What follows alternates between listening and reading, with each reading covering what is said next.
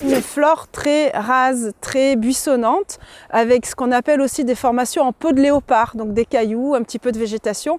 Et évidemment, c'est lié au fait qu'il y ait peu de sol, qu'on est tout de suite quasiment proche de la roche-mère. Il y a aussi toutes les autres espèces qui sont considérées comme des espèces communes. Ces espèces sont très importantes. Alors la garrigue, c'est un milieu qui est très important et très riche en termes de fonctionnalité et qui rend énormément de services. Par exemple, le romarin, de par le fait qu'on le retrouve aussi sur le littoral, permet de tenir le sol, a énormément de fleurs, donc favorise la pollinisation, le maintien d'insectes sur le littoral, et donc là joue vraiment un rôle fonctionnel dans un écosystème global. Mais aussi, par ses racines, il peut stocker les polluants qu'on retrouve sur le littoral suite aux anciennes activités industrielles, notamment au niveau de l'escalette. Ce sont toutes les conditions naturelles qui sont quand même particulières. Donc on a un vent très violent, on a une salinité qui vient battre la végétation très régulièrement et portée par ces vents, donc c'est très agressif. Alors les principales caractéristiques sont vraiment liées à cette approche évolutive pour s'adapter à ces conditions particulières, qui sont le port en boule pour protéger les racines du soleil et pour pouvoir garder l'humidité, le développement de petites aiguilles, qui sont aussi des adaptations pour capter l'humidité des embruns de nuit nocturne. La pilosité, qui est aussi une couche de protection à la fois du froid et du chaud et de ces conditions difficiles. Le fait d'être crassulescent, c'est-à-dire de pouvoir se gorger d'eau. Parfois, on voit de très grosses fleurs colorées.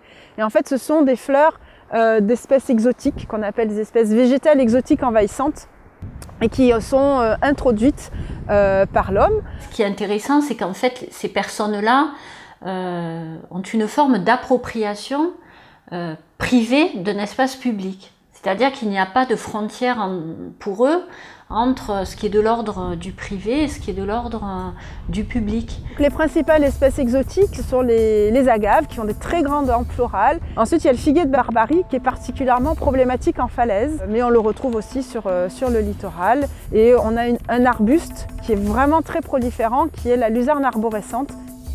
Une autre menace qui est, elle, plus insidieuse et difficile à percevoir, qui est celle de la pollution par les embruns pollués salés.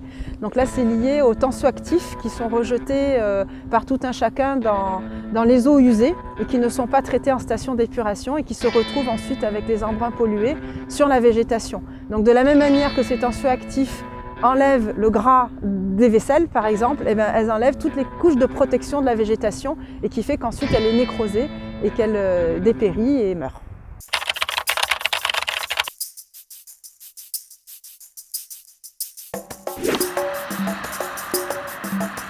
Alors on essaie de faire des renforcements de population d'astragale de Marseille, qui est une espèce endémique qu'on retrouve que dans 3 pays au monde.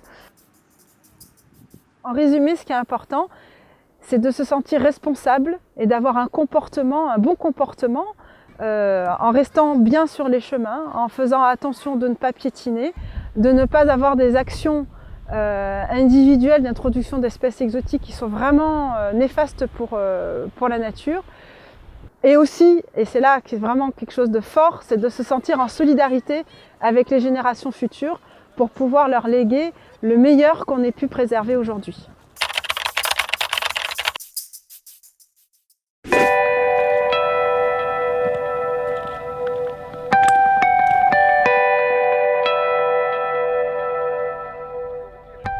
Les calanques, c'est une source d'inspiration absolue.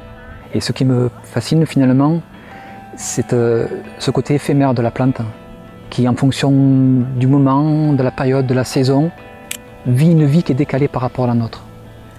Et quand on est photographe de paysage, où on passe justement tout son temps dans les paysages et dans la végétation, dans les espaces naturels, on appréhende justement mieux ce côté éternité de la roche qui elle est immuable et ce côté vraiment éphémère de la végétation. Donc ce renouveau sans cesse, cette renaissance, permet justement de démultiplier à l'infini toutes les possibilités de photographier, de prendre plaisir à la photographier.